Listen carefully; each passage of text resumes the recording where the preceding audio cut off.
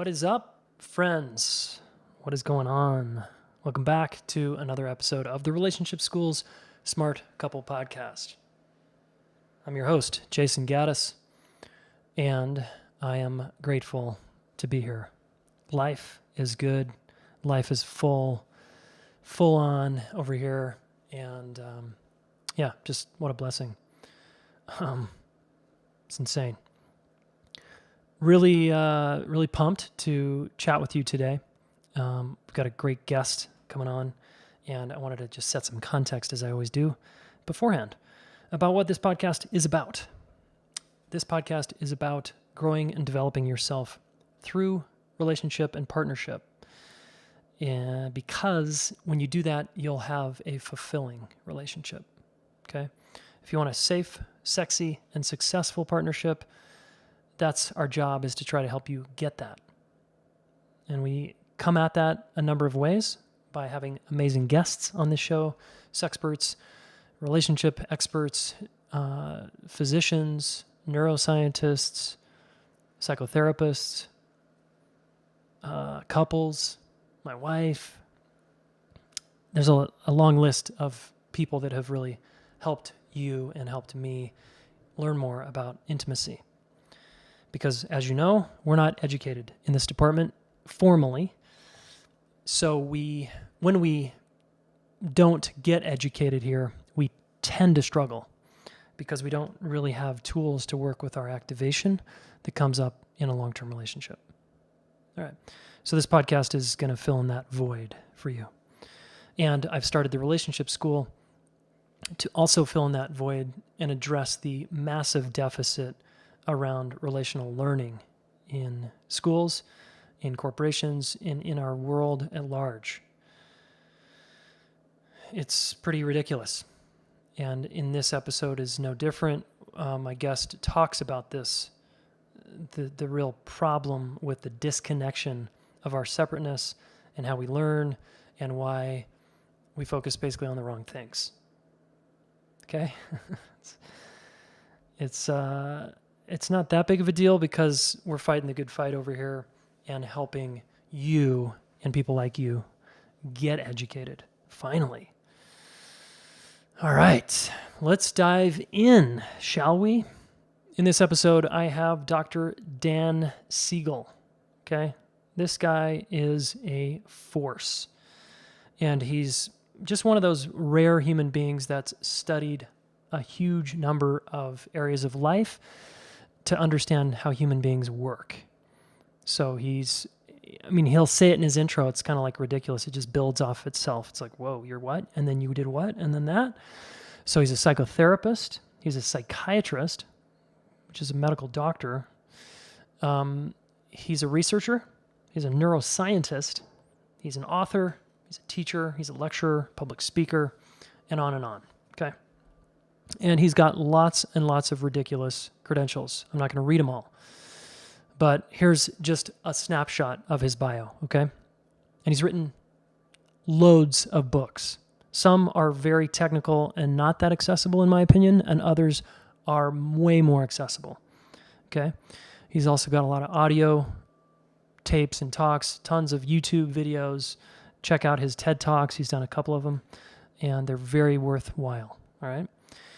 Okay, he's a clinical professor of psychiatry at the UCLA School of Medicine and the founding co-director of the Mindfulness Awareness Research Center at UCLA. He's an award-winning educator. He's a distinguished fellow of the American Psychiatric Association and recipient of several honorary fellowships. He's the executive director of the Mindsight Institute, an educational organization which offers online learning and in-person seminars that focuses on how the development of mindsight in individuals, families, communities can be enhanced by examining the interface of human relationships and basic biological processes. His psychotherapy practice includes kids, adolescents, adults, couples, and families.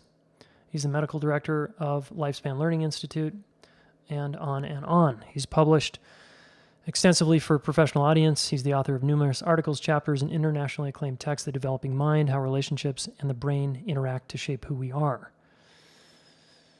He coined the term interpersonal neurobiology, which has since been used by countless people in countless articles and books. He's written The Mindful Brain, Reflection and Attunement in the Cultivation of Well-Being, The Mindful Therapist, the Pocket Guide to Interpersonal Neurobiology, which I've ordered, The Mind, A Journey to Heart of Being Human, and on and on. Again, if you just type in his name in Amazon, it's like, a lot, right? He also has a lot of good stuff to say about adolescence, because adolescence is that time when the brain is developing, which is why I'm so fired up to reach young people before the shitstorm of their romantic relationship blowouts, to educate them on how to do romantic partnership well, okay? Okay, so this guy is very interesting. Now, what you need to know about Dan is he's a talker, he's extremely bright, he's sometimes talks at a 30,000 foot level, way high altitude, and he talks on a granular level sometimes about neurobiology and the intricacies of the human brain, which I personally love and geek out on, and I know it's not for everyone. So the first half of this interview is pretty dense. I'm going to warn you now. And if you can hang in there, it gets a little lighter and more practical as we go. It just gets dense and intense. We'll say that, okay? And it's good and really good, and it gets better and better. So keep listening, and as always, listen to the end for your action step, okay? All right. Without further ado, here is Mr. Dan Siegel. Welcome to the show, Dan Siegel. Thanks, Jayson. Pleasure to be here. Yeah, very, very grateful for all that you've done, and psyched to connect with you. Great, thanks. Yeah, so I have lots and lots of questions for you, but I want to start with just educating the listener a little bit on who you are and where you come from. So just a little bio, demographic background, married, kids, divorced, and what you do in life. What's your thing? What do I do? Well, that's a good question. What do I do? But to start with the simpler ones, so I'm a husband. I've been with my wife for 33 years now. Wow. We have 2 kids in their mid to late 20s, a son and a daughter. And let's see, what was your other question? What do I do? I'm a therapist, so I'm trained in various approaches to psychotherapy, but I'm also a physician, so I'm a psychiatrist, and I'm also a researcher, so I do studies in relationships, especially attachment relationships, and I'm also an educator, so I work in a field called Interpersonal Neurobiology, where we basically put all the sciences together and look at things like what a healthy mind is, how to cultivate a healthy mind, stuff like that. And then I'm, a writer, so I write books myself, and also I oversee the publication of books through our Interpersonal Neurobiology series. So those are some of the things I do, and have a ongoing connection with all my different students online or in person. And here at the Mindsight Institute, we kind of try to promote this idea of seeing the mind in yourself for insight and someone else for empathy, in a process called integration that we see as the basis of well-being. And we do that in schools, in families, in romantic relationships, for mental health professionals, for teachers, for people doing meditation, mediators, people in business, government, stuff like that. So we have a lot of different groups that find this approach useful for them, and so we teach in a lot of different domains of human life. Yeah, it's incredible, your resume really, and just the books you've written. And I'm holding one right now, which I've started here, The Mindful Therapist. And I've also read your other book, it sounds true, audio, Interpersonal Neurobiology of We, I think. Yeah. Which is amazing. I actually thought of my daughter when I did that one, and I just walked into a sound studio and then spent a couple of days just closing my eyes and just saying, if I wanted her to know what I was up to, what would I say? And this is, so that's what that tape is all about. Wow. Oh, Yeah, that's cool. That kind of fills it in for me a little bit more. yeah, So, wow, there's so much in there, which we're going to get into some of that mindsight, the mind, the brain, the body, in the context of human relationships. And hmm I'm curious, Dan, just by way of history, like to understand a little bit about your story. What's the short version of how you got into this? I mean, you're like a beast when it comes to studying human beings. You're coming at human beings from so many different angles, from the medical system, from mindfulness, from spirituality, from yeah. psychotherapy, like neuroscience. How did you get into all this stuff?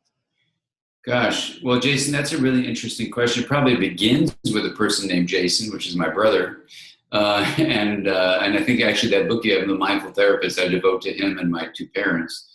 So, like all of us, we start with attachment experiences, and I think mine really inspired me to realize how complex people can be. I have some pretty complex people in my family, and so to really understand them, I had to kind of see the mind beneath behavior.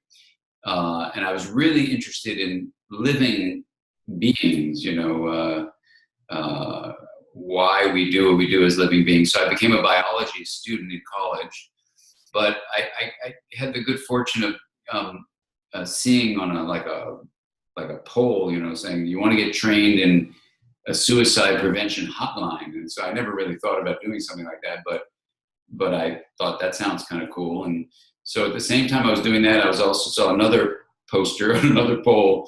You want to be a ballroom dancer. So I started Oh, wow. joining the ballroom dance team. So I was like studying biochemistry. I was trying to figure out how salmon could go from freshwater to saltwater and not die.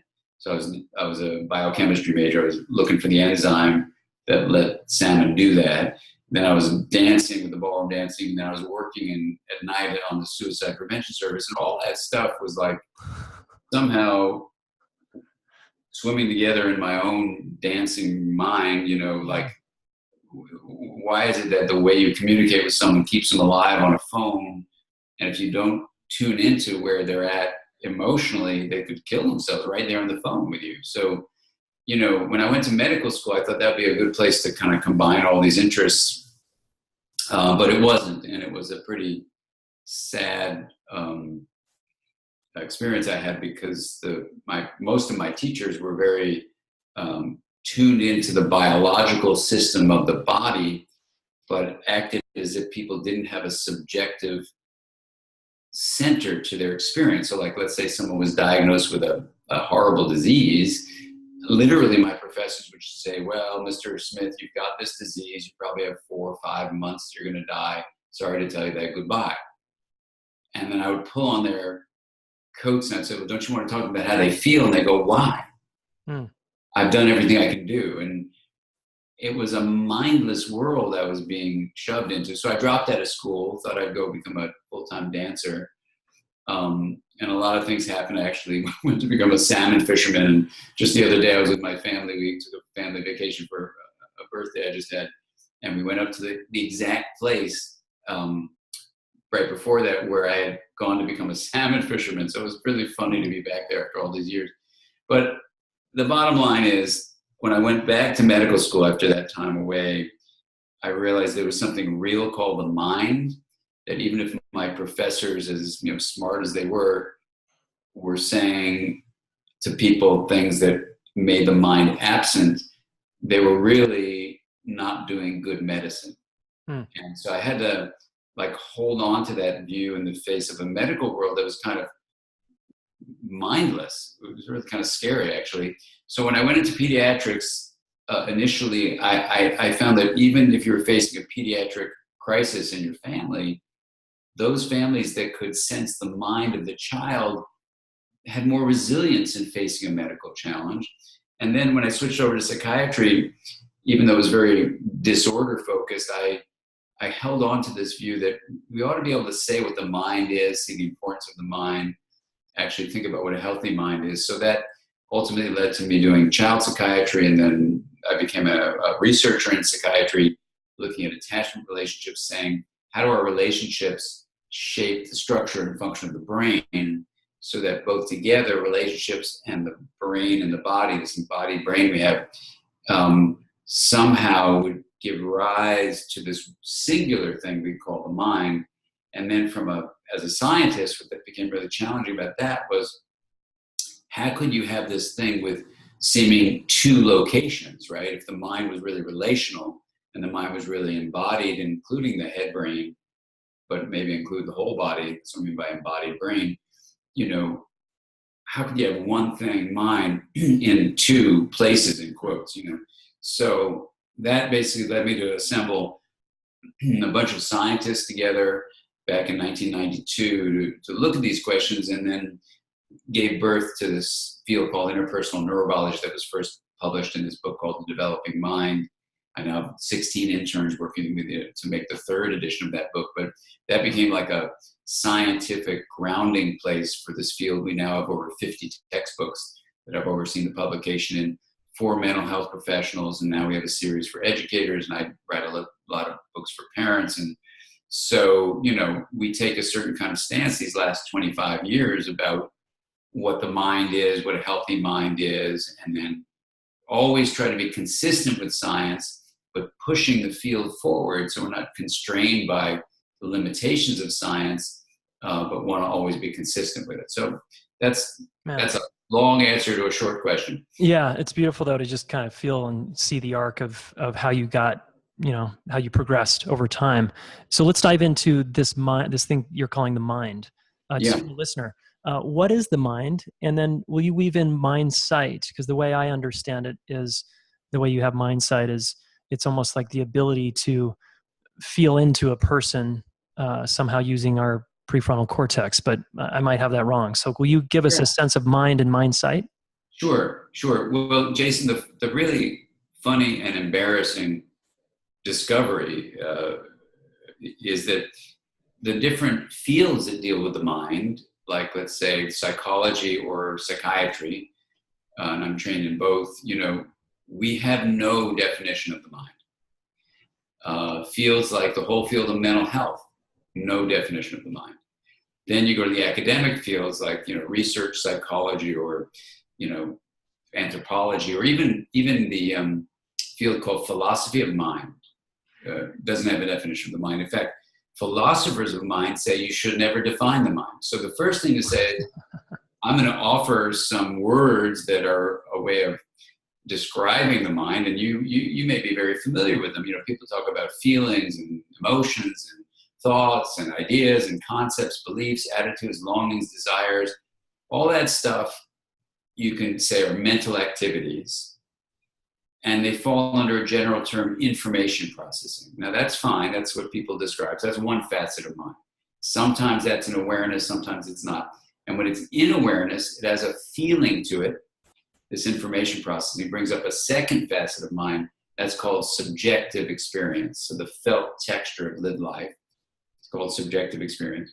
And the way you know you're having subjective experience is with a third facet of mind called consciousness. So you're aware that I'm saying you're aware, right? So you have both the awareness and the thing you're aware of. And that's all fine. Those are common descriptions, but at least it articulates these three facets. Information processing with or without consciousness, subjective experience, which you know because you have consciousness. But there's a fourth facet of mind that goes beyond those descriptions and says, what is that stuff? What is information processing anyway, for example? And this is a long line of reasoning in our online, we have an online comprehensive course. You'll spend a lot of time on this thing. I'll just spend like a minute saying. Right. So it's going to seem too condensed, but just know there's all these books like the one you have, you can learn a lot more about it. If you say that this thing called mind, those first three facets are just descriptions, they're not definitions. If you say this thing called mind, it exists in your head for sure. So the brain has a lot of correlation. We've been saying that for 2,500 years, since the time of Hippocrates, the father of modern medicine. That's been a common statement. Literally for thousands of years we've been saying it's nothing new. If you say the mind is happening there, if I say to you, Jayson, do you ever get a feeling in your heart that influences your thoughts? What would you say? Yeah. Yeah. Or a feeling in your gut that influences your emotions. What would you say? Yes. Yeah. So the first thing that brings up is, hold on, maybe this skull thing isn't in fact a boundary for where the mind is. Maybe the mind is fully embodied. So that's one question mark. So something is not just in the skull, it's in the whole body. But then if you are having difficulty with someone you're in a relationship with, your son, your daughter, your wife, do you find it affects your thinking? Yes. Does it affect your emotions? Yes. Does it affect what you pay attention to? Yes. Does it affect your intentions? Yes. Yeah, me too. So as an attachment researcher, I noticed that from an empirical, that is a scientific thing, that relationships seem to be just as impactful on our mental life, feelings, thoughts, memories, all that stuff, as what goes on in the whole body. So then I would ask you this question. Let's assume that mind is one thing. I mean, it's many aspects to it, but it's one thing. Okay. And if I say to you, hey, Jayson, if the mind is one thing, but it's taking place inside your skin-encased body, including your skull-encased head, and it's happening between me and you right now, what is the essence of that thing that could be both within the body and coming outside the body and connecting from the body location to other people or maybe nature or whatever? Like you mentioned going to the redwoods before we started. You can feel it when you're attuning to nature. You can feel it when you're attuned to other people. Oh, yeah. Right? So let's just call those relationships with people on the planet. Let's just use the word relationships. What could be shared in common between relationships and the body? Now, that question, when I ask scientists, they usually don't have anything to say. Uh-huh. And when I ask clinicians, they usually just stare at me. And, most people just stare at me. And I say, well, look, if the mind is part of a system, that's both within the body and between the body, what is shared in common? And here's the answer that allows you to go into some really fascinating places. And I'm just finishing up my next book called The Wheel of Awareness, where I had to, it's for the general reader. So I had to really, articulate this in as clear and measured a way as possible, because it gets pretty weird. But here's the idea. Right now, between me and you, Jayson, we have energy going in the form of photons from the sunlight out here bouncing through this camera all the way to you on your screen, coming into your eyes. That's photons, that's energy. Or the sound waves of my vocal cords moving and my diaphragm pushing air past them. They shake air. So if I say, Paris, or if I say redwood forest, it's all air molecules moving, which is sound waves. But the variation of them determines whether I say redwood forest or Paris. And it goes through this thing, through the microphone, et cetera, and moves the air where you are and anyone listening to us. So energy sharing is what a relationship is based on. Some of those patterns of energy have symbolic value, like a redwood forest isn't the forest, it's a symbol in a shared linguistic meaning for that forest. Those unbelievable trees that you were at and I was at just a few weeks ago. So energy patterns with symbolic value are just simply called information. And energy can be pure energy, like it's not symbolizing anything, it's just what it is. Uh-huh. Like when you dance, you can do symbolic dance, or you can do just movement that is just what it is. It's a beautiful thing. It's like it can be a conduit where it flows like a hose, or a constructor where you build symbolic information. Either way, you get energy information. Because it changes, we use the word flow. So energy information flow is a unit we're going to talk about. That flow happens between us and within us. It's exactly what the whole, go to the brain for a moment, in the head.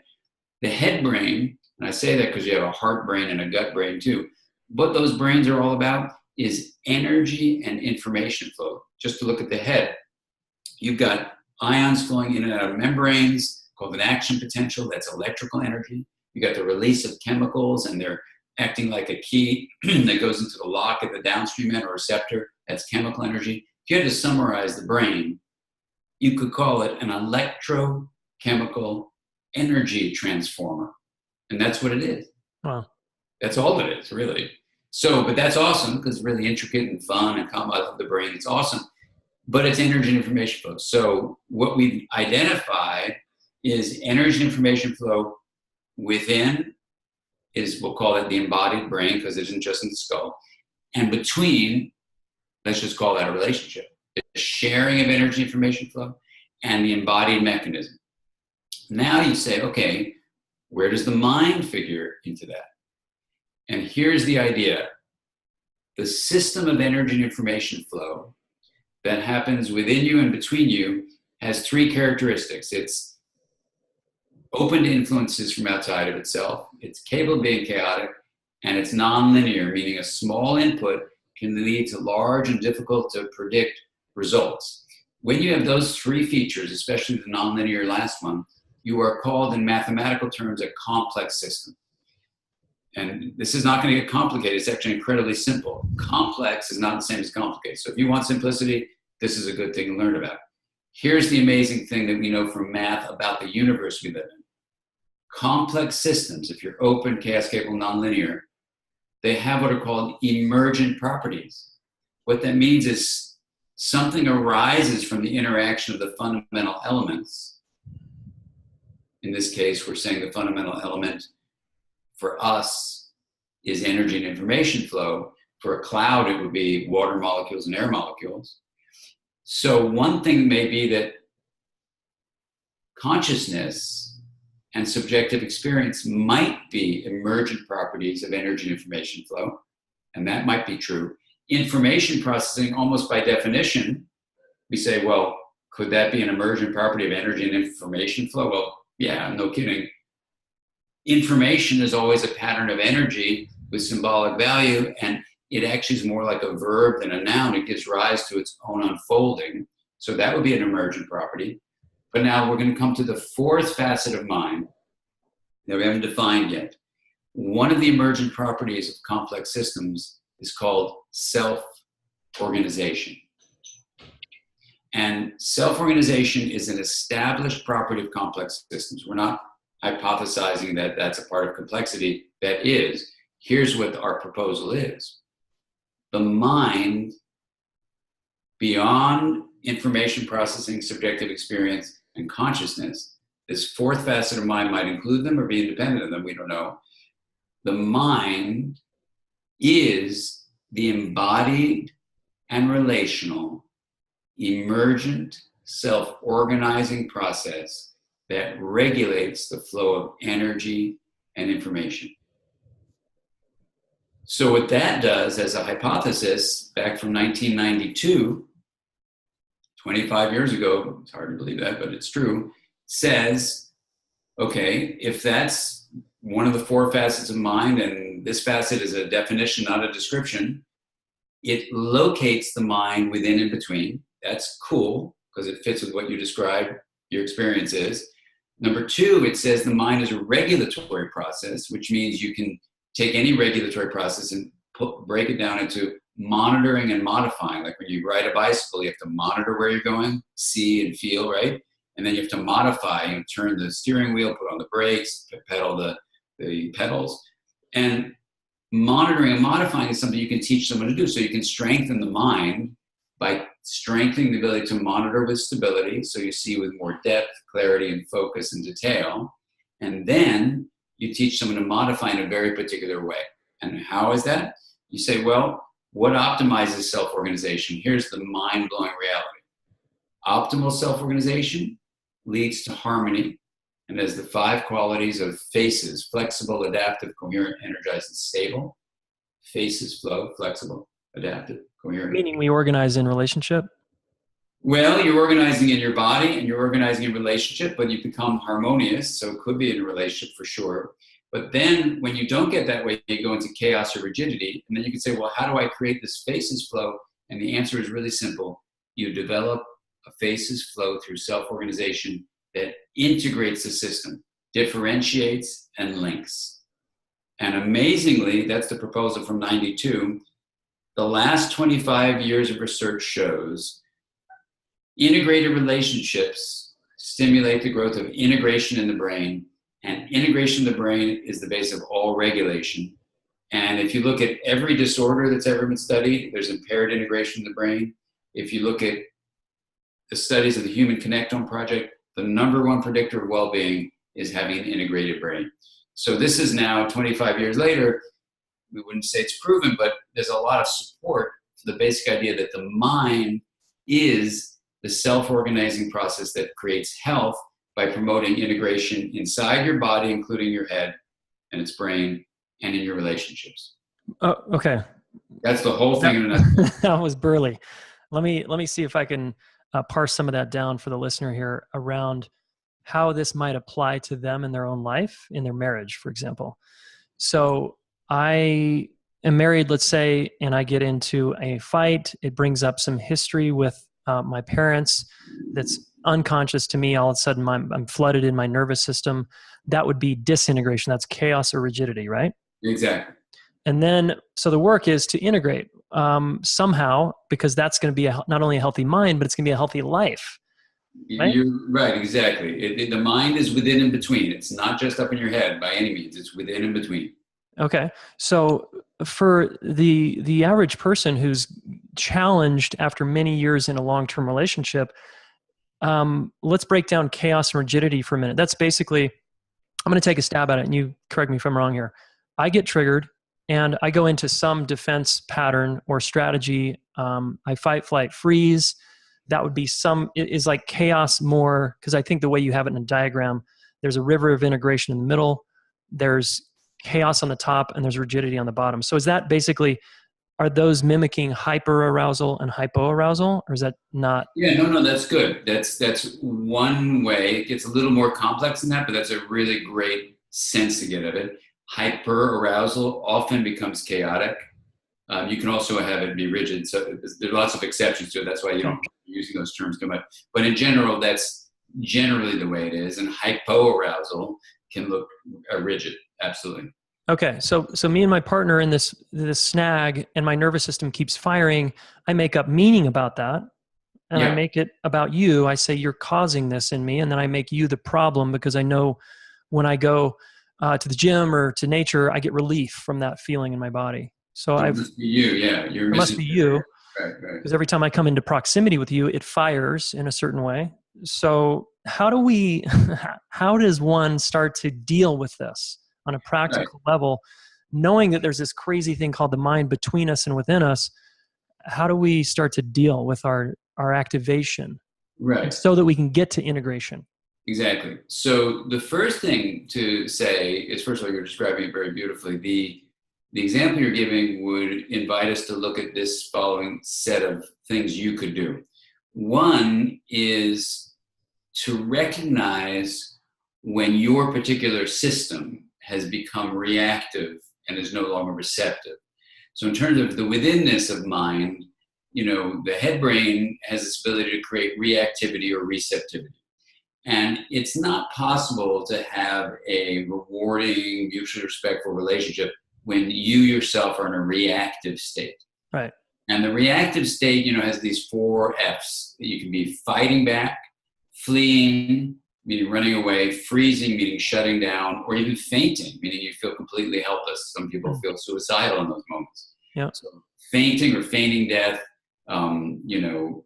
freezing, fleeing, or fighting. So when you're reactive, it's really on your shoulders to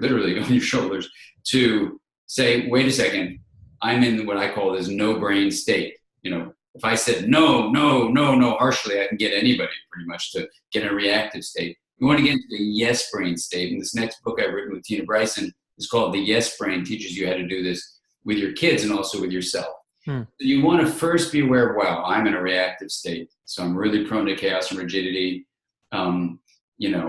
I've got to take some time away from the interaction with my partner right now, because in a reactive state, it's just going to get worse. So I take myself for a walk, I get a drink, I stretch, whatever I can do in that setting, and as I do that, I said, what triggered my moving from a receptive state to reactive state? Well, she said that she thought my idea of my brother's birthday party, being held at my mom's house was really stupid. Yeah, she criticized me. Yeah, so I felt criticized. So that threw me from a reactive state. And so I feel shut down, I feel rejected. And, if you look at Naomi Eisenberger and Matt Lieberman's studies, when I feel rejected, it activates my pain. The same thing as if you were stabbing me with a knife. Amazingly, in the anterior cingulate in the brain, if you take your hand model of the brain, thumb in the middle and fingers on the top, there's a anterior cingulate there between the limbic and cortical regions. And the same part, if you got like stabbed, is exactly the same part when you feel rejected. Wow. Yeah. No wonder rejection's so hard for people, right? Exactly, because it hurts. I mean, the poets knew this forever. So then I go, oh God, she's told me having that party at my mother's house or whatever the configuration was, stupid. Oh, I feel rejected. She didn't understand. I really think it'd be better if it was my mom's house or all that stuff. So I need to be careful because she may have been in her own reactive state because of something my mother had said to her or my brother acted to her. So I take it personally, right? So now I'm going to be fighting with her or fleeing from her or, freezing and shutting down or just feeling like this is hopeless. This marriage is over. So I can do any of the 4 Fs. Now, my wife, my partner cannot undo my reactive state for me. Yeah. I said, she made me do that. Blah, blah, blah. I can do all the she's and she should on her. But the idea is I need to understand every challenge, especially every challenge of disintegration, you can do it by flipping your lid like that, is an opportunity to learn more. I don't want to create these fights. Absolutely. But you have to shift your attitude. You go, okay, I've been reactive. Let me say to her, is this a good time to talk? Because it felt really uncomfortable for me what just happened. She goes, not now, I'm busy doing this and that. How about in 10 minutes? I go, fine, or an hour, or whatever. When we get together, when we made an agreement, I said, let me share with you what I felt. And I don't point fingers at her. I said, I was feeling uncomfortable when you said it shouldn't be in my mom's house, my brother's birthday party. And I just want to share with you some of my feelings. She goes, okay. And I said, I felt like you didn't really hear what I said because I was worried that my brother this, that, whatever the details are.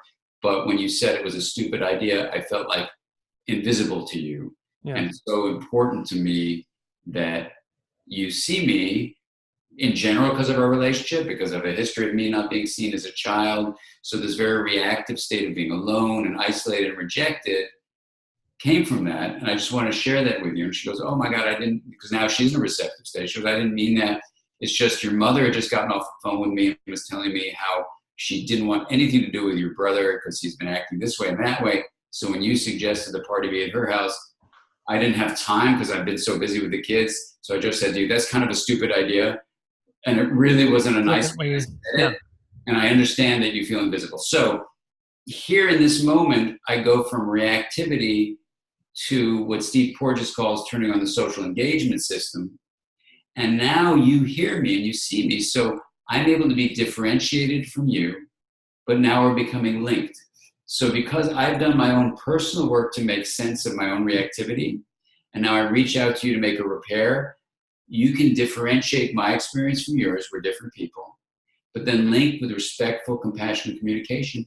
So we've reestablished relational integration. And then that supports me being this receptive yes brain state. And then I said, oh, okay, I can see the point about my mom being mad about what my brother said. I don't know how to get involved in this or not. Maybe my brother should just figure it out with his wife or whatever, whatever you do like that. So that would be an example of how you use internal making sense to then make a repair in a relationship. Awesome. And that's kind of like in the repair, there's some mirror neurons that you call where that helps with repair. Is that right? Where I see your face and we use the social engagement system and I see that there's actually kindness and you respect me and there's warmth. Yeah, the mirror neuron story is a beautiful story. And, I'm just revising my textbook, The Developing Mind, and some people have asked me to downplay the importance or existence of mirror neurons. So I just want to put a plug in to say, apparently in the field of neuroscience, it's quite controversial. So some neuroscientists, I like it. Don't really buy into the mirror neuron story. I happen to be close with a fellow named Vittorio Gallese, who's the one who discovered mirror neurons in monkeys. And also I'm close friends with Marco Iacoboni, who discovered them in human brains. And I know the rigor of their work, and I know their work in a lot of detail. So I don't experience mirror neurons as controversial. Myself, You're behind the concept and the idea. I'm really behind the empirical findings that lead Yeah. to an incredible concept. So, but I want to just honor people Okay. who have their own. Got it. Oh, Thanks. they they'll say, oh, you're jumping on a bandwagon. But so just acknowledging it's controversial.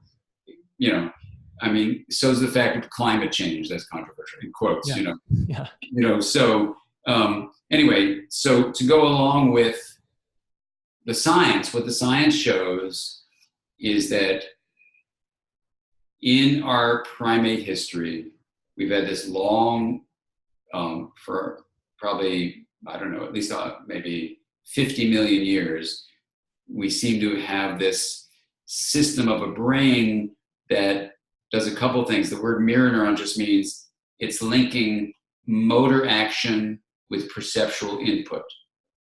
So that if I see someone eat a peanut in my eyesight, it's going to activate my motor system to eat a peanut.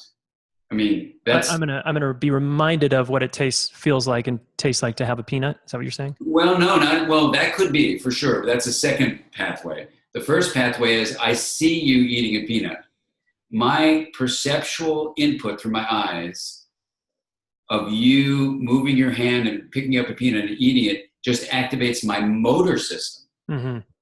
And just gets me ready to imitate your action. Got it. Okay. So one pathway is I see an intentional act, which is really important. It has to be an intentional act, not a random act. I see an intentional act, and then I, number one, create a map of your intention. Number two, I start to imitate your behavior. And number three, I simulate your internal state, like you're saying. I can start feeling the taste of the peanut, or if you're drinking water, I can feel thirsty even. And so basically those three things, the first is you do an act of intention, and I perceive it, and I map out your intention in my brain. That's step number one. That includes mirror neurons and non-mirror neurons area. I'm not going to give you the Greek terms, varies.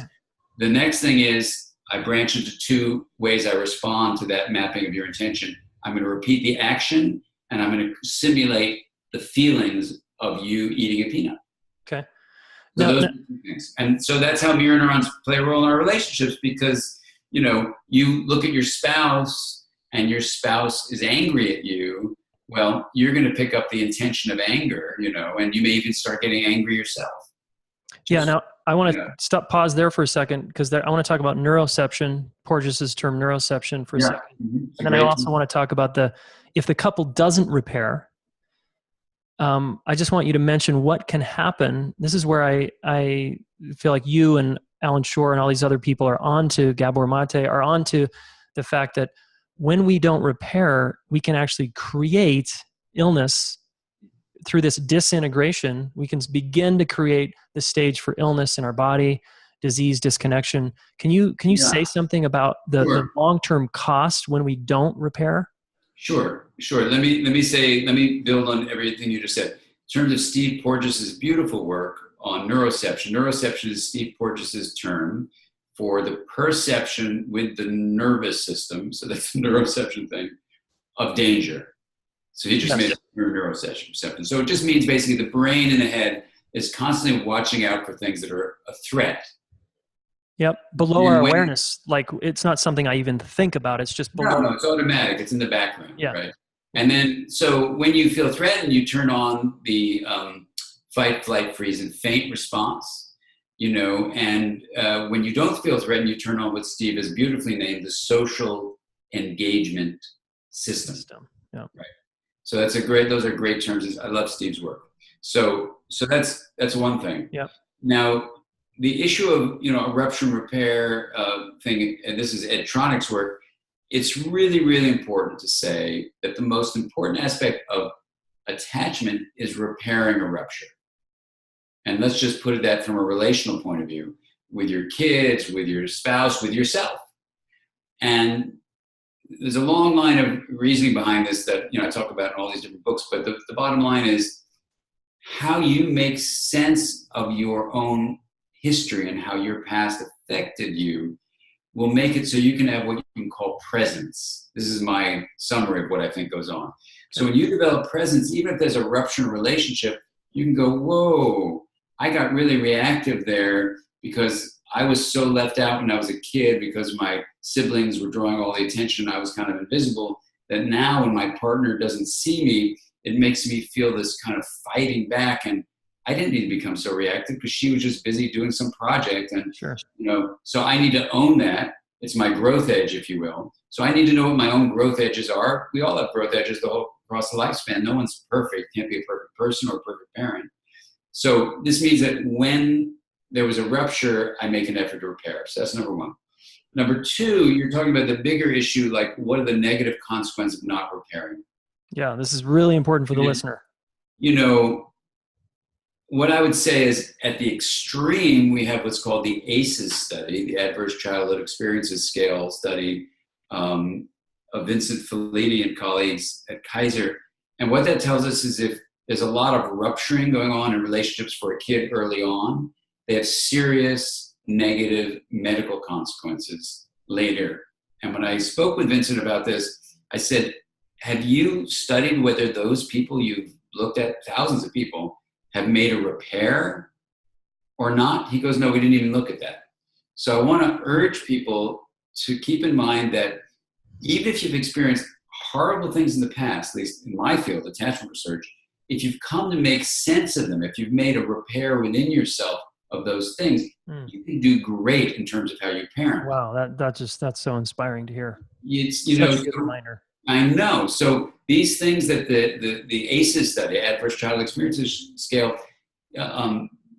show, yes, they're serious. And so that would be the worst kind of, the most profound finding of the worst kinds of experiences of ruptures. And they didn't look for repair. So in general, we could say there are serious medical consequences when a child has a rupture that's not repaired. As far as I know, we don't have studies of, when you don't get along with your spouse or whatever, but the implication for me as a therapist is this: presence is the word that ties together how people have made sense of horrible experiences, resolve them, and grow into well-being. So that's a cool thing just to keep in mind. Can I really be present? Some people like the term mindful awareness. Other people find mindfulness as a term is being used too much lately. But presence is what's underneath mindful awareness. Mm-hmm. Yeah.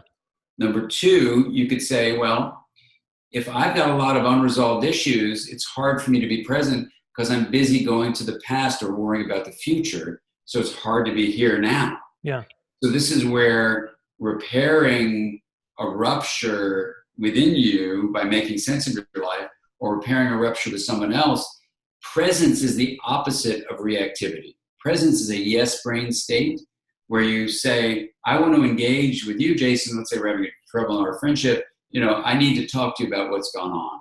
Yeah. Because this is how I felt. Tell me how you felt. You felt that way. Okay. So you make a reconnection. Mm-hmm. I've got to be present, and you do too, for us to do that. Now, the book I'm just writing now, the Wheel of Awareness book, is all about how do you cultivate presence, because presence is the portal through which integration is naturally going to arise. So when someone's busy being reactive, integration's impaired, you tend to go to chaos or rigidity.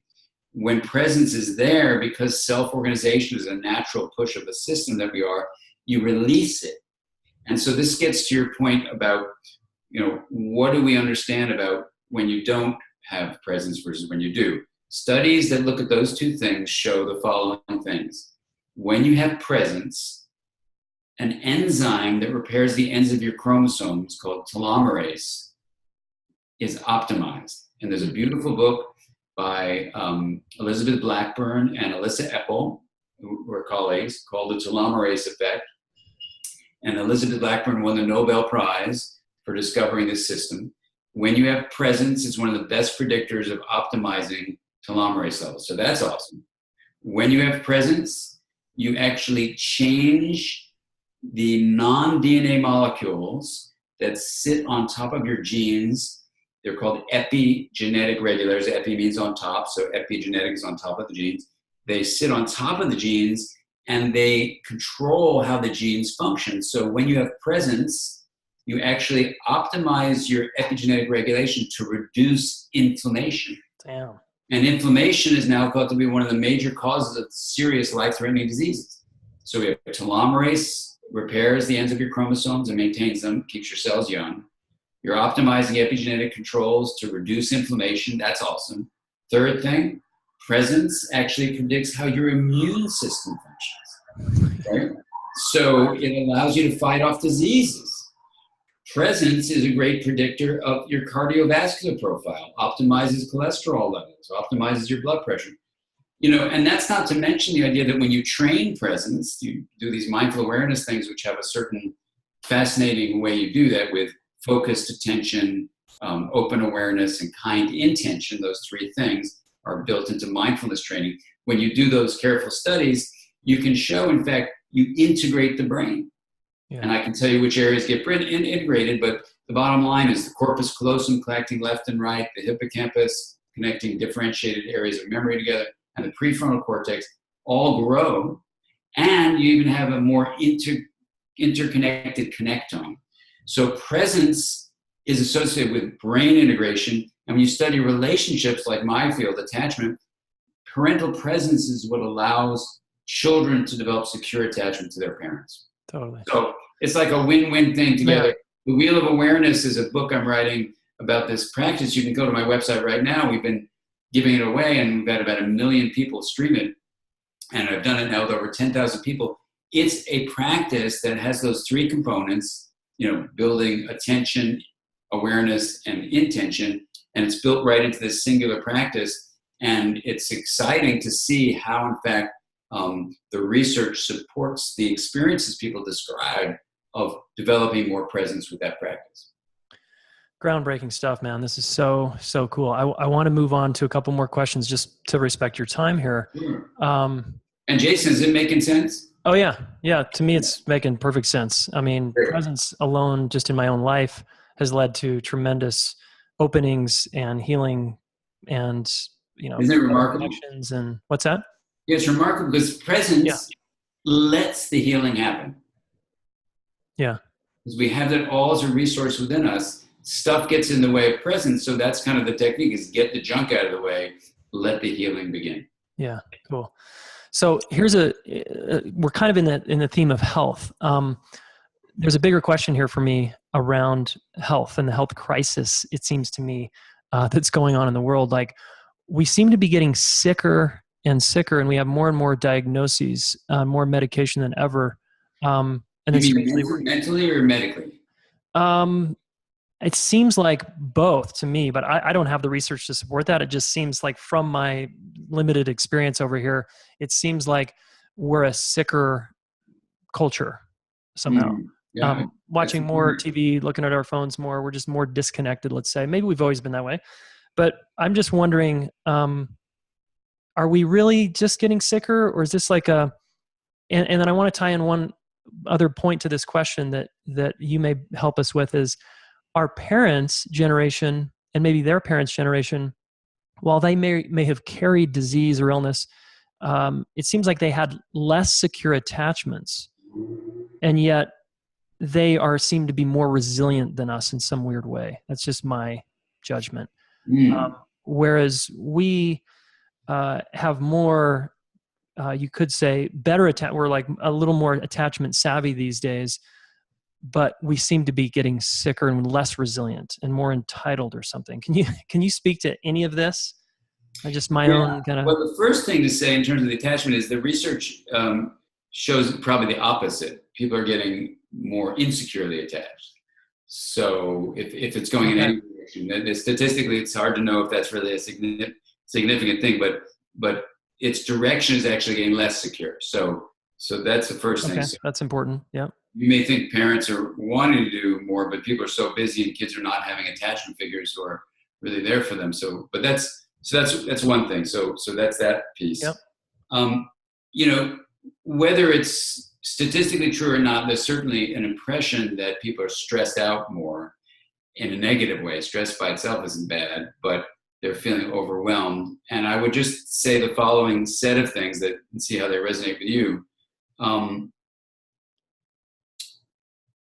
if the mind is indeed both an embodied process and a relational one, and you look at how modern society views relationships, I think there's a fundamental destructive, basically, lie that's been perpetrated on us for a long time in contemporary society that's getting worse and worse, which is the self, which comes from the mind, is actually separate, that it only comes from your brain, for example. Now, that view, when you then build in all the gadgets you're talking about now, is going to give a person, first of all, a feeling like something's really missing in their life, because it is. They're being told a lie that everything is about their private skin-encased self or their skull-encased mind or whatever, but it's about separation. Mm-hmm. Not the idea that who I am is both within me and an in-between we. So I feel strongly that we need to have an integrated way of viewing what the self is, which is as a we, M-W-E, me plus we. You want to take care of your body, get good sleep, feed your body, exercise your body, enjoy your body. Your body is one huge component of your mind and where your self comes from. But what we've underemphasized and even sometimes dismissed is the importance of relationships, not just with people in your family, and not just with friends, but actually with all people, and in fact with nature too. Mm-hmm. So this view that relationships are not a part of the self, I think, is killing people. And then when you get on the way our gadgets and especially the internet now and social media exist, it goes, I think, something like this. I go on the social media platform, I see all these happy faces, but I don't feel happy like that all the time. And look, that person has 500 friends, and I've got 14. Mm-hmm. Oh my God, I feel so inadequate. Now I have a best friend, and I have another really close friend, and 3 really close friends that would do anything for me, but I don't have the 500 friends. So I begin to feel like I'm inadequate. Totally. And there's this feeling of the infinite, is what I call it, the internet that goes on and on forever. I'm never done. I'm never complete. And I'll never get those 500 friends. And maybe if my 14 becomes 28, I feel like I'm going in the right direction, but I still feel like it's completely inadequate. So I better get 40 friends or whatever. And you could apply the same thing to money. Like people equate the number of, connections you have on the internet or the amount of money you have as some kind of sign of your well-being. And I'm not saying you should get enough money so you can eat and have a home and all that kind of stuff. What I'm saying is that there's this constant feeling of inadequacy that makes people really with dis-ease. Because when are you supposed to feel like you're okay?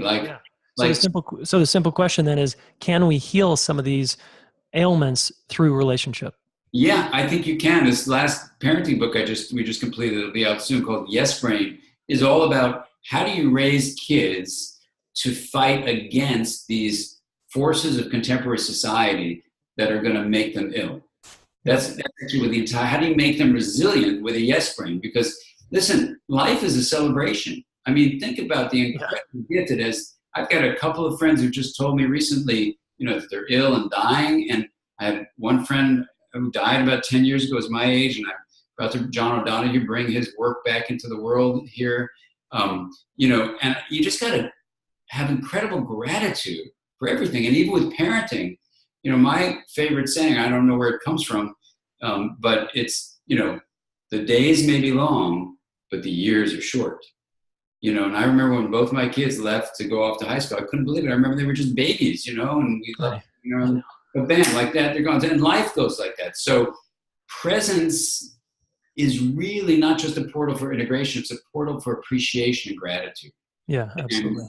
And realizing something called empathic joy, which is if you can help other people around you do well, that's how we are going to make this a better world. It's kind of like candlelight, Jayson. This is what I say to adolescents when I'm working in high schools. Adolescents, let's picture this in a high school. They're trained to feel like they're supposed to be the most special candle there is. So the flame on their wick is going to attract some elite college to pick them. That's the whole attitude, right? Right. And so they're there in school, and if they see other kids with their candles lit, they want to blow them out. I said, think about it in a totally different way. Think about how you're a candle with your wick lit, and there's someone to your right without her wick lit. What are you going to do? You lean over, you light her wick, and then there's someone to your left with a wick that's not lit. You lean over, light her wick. And what is that going to do to your flame? And then they go, Right. nothing. It just makes the world brighter. Yeah, absolutely. Cool. This is a perfect candle approach to how we live with each other. Yeah, perfect segue as we almost stop here. One last question about education. I know you're fired up about this because we're sort of hovering around it right now. In your TED Talk, you said we really got to revamp education. Three things: reflection, relationships, and resilience. So, as you may not know this, but I started the relationship school, and I'm on a mission to help young adults and teens have safe, sexy, successful romantic relationships.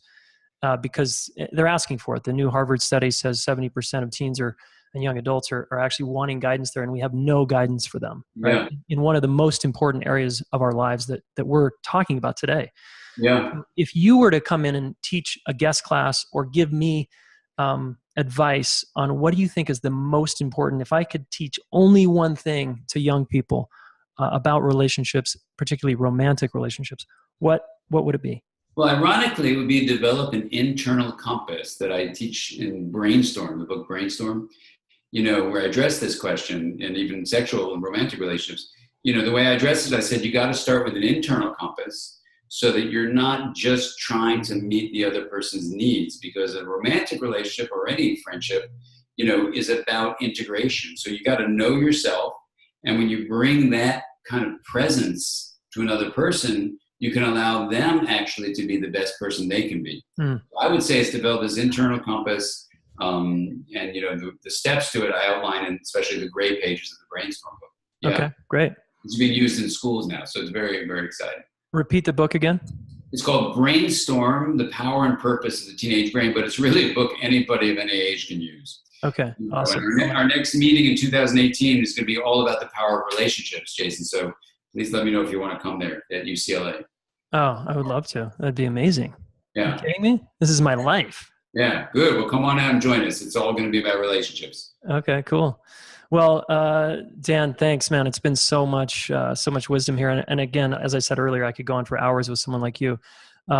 Where can, you have a relentless amount of resources and writings, lots and lots of books. Where should a person who's never started with you start? What's the book or blog? What's the thing that they should start with? I would first of all go to the website, drdansiegel.com.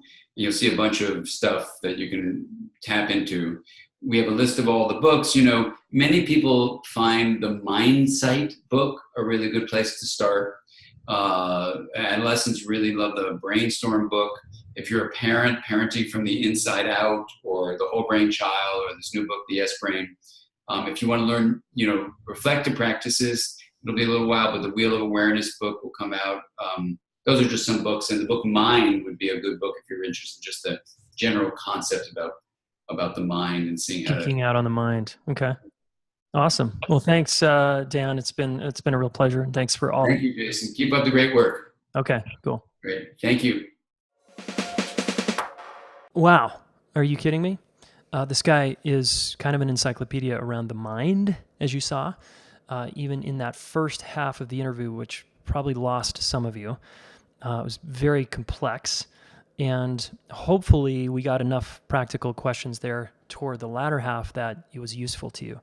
Now, for some of you that are really into the mind and the brain, that first half you're going to need to rewind again to listen to a couple of times because it's dense and there's a lot of good stuff in there. His books, by the way, if you want the technical books and you like that, that's a lot of his writing is like that.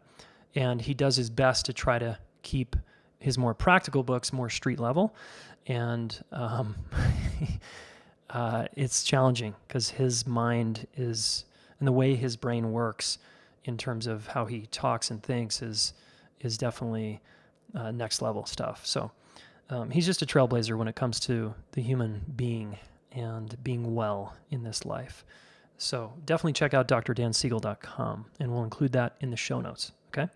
So here is a simple action step for you based on, if I had to synthesize everything he talked about around having a good relationship, it's about presence. And Gabor Mate alluded to this in his interview a while back, a few episodes ago, which was you heal trauma by being in the now, being present in the moment. Because there's no future or past I'm in resistance to and freaking out about. So similarly here, I really think what Dan is trying to tell us is the more you can create presence in your life, being present, being in your body, and I think more than meditation, more than yoga, more than even time at nature for me, and some of you might disagree with me, which is fine, but I think connecting with another human being in relationship, in the moment, is one of the fastest ways to bring us into presence. So one of my favorite questions is get with your partner or a friend or a family member, someone you feel, quote, safe with, and ask this question. What's happening between us right now? Well, I notice my heart soften or tense up. I notice I want to look away. Anything we can talk about in the now, and Gestalt therapy taught me this, we come into the now because it's happening right now. So we can notice our breath. We can notice our eyes dart away, look away. We can notice your breath. We can notice your shoulders tense up as I say something to you. All of this we can notice as it's happening in the moment, and we can speak it to each other. It's a great partner practice, all right? Now, if you want to come to Boulder, Colorado, of course, and practice this in person, we do an exercise like this. So if you want to practice presence in relationship and flex that muscle and do it where you're not going to be judged as weird, and this is just what we do here at the Relationship School, then come check us out, jasongaddis.com/RS weekend if you want to come to the Embracing Conflict weekend. And again, Dan talked about the importance of the repair. Okay, we're going to go all about and all over the repair because it's so essential. As he said, when we're not repairing, especially parent to kid, it creates long-term complications for children, right, as they grow into adults. So repair is essential in partnership. Okay, awesome episode. And leave your comments, though. I want to hear your honest feedback because Dan can be a little high level and you might not connect as much. So in the Smart Couple group is the best place to leave your comments. jasongaddis.com/Smart Couple group if you want to join that free group and leave us a comment. You can also send us an email. Either way, we'd love to hear from you. Thanks again, and we'll talk very soon.